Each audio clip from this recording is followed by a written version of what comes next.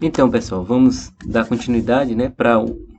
Para que o vídeo anterior não ficasse longo, eu dividi em duas partes. Vamos falar um pouquinho da categoria variáveis também, né? Já falamos um pouco das outras categorias. A categoria variável é muito interessante porque ela consegue armazenar valores.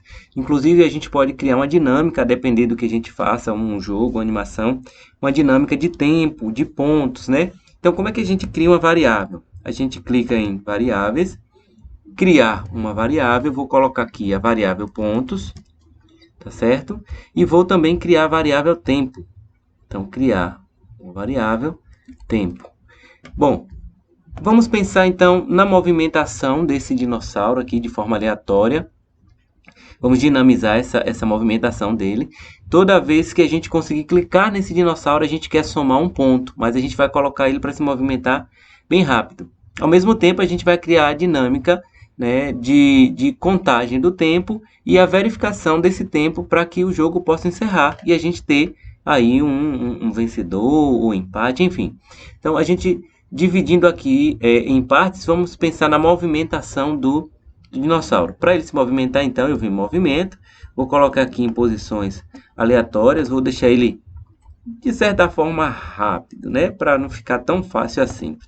Para isso, a gente vai colocar também aqui um controle, onde a gente diz que essa ação vai acontecer sempre, e isso vai acontecer a partir do momento em que eu clicar na bandeira verde. Então, eu já tenho aqui a movimentação do dinossauro, só para a gente experimentar. Olha só, tá bom?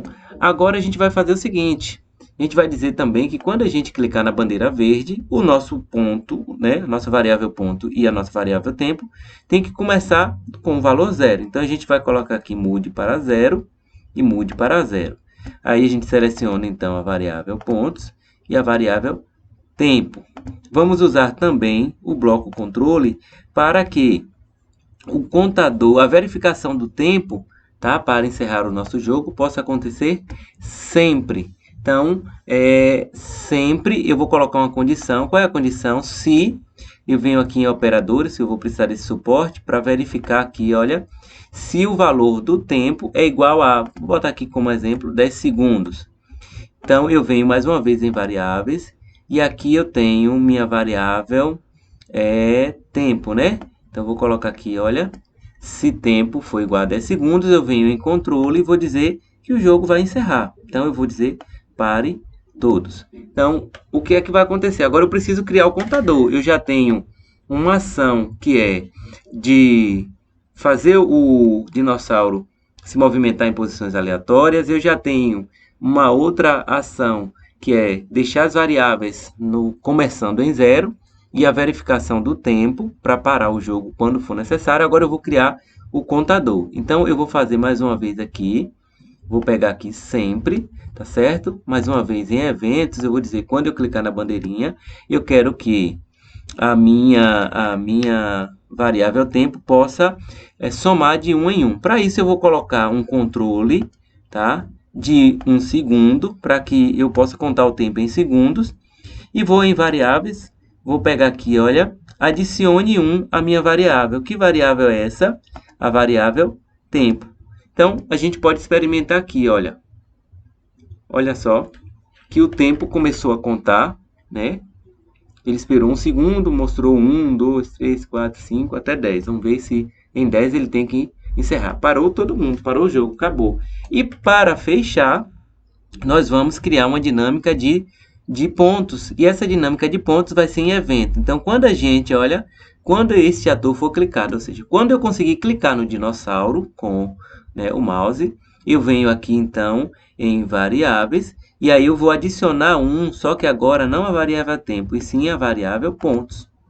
Então, isso, olha, quando eu clicar na bandeirinha verde, tudo vai zerar, vai começar, e eu vou tentar clicar no dinossauro aqui para ver se eu consigo fazer algum ponto. Deixa eu ver se, ó, consegui 2 pontos, e aí eu vou tentando aqui. Ele está bem rápido, ó, 3 pontos, 4 pontos. Bom, em 10 segundos eu só consegui 5 pontos.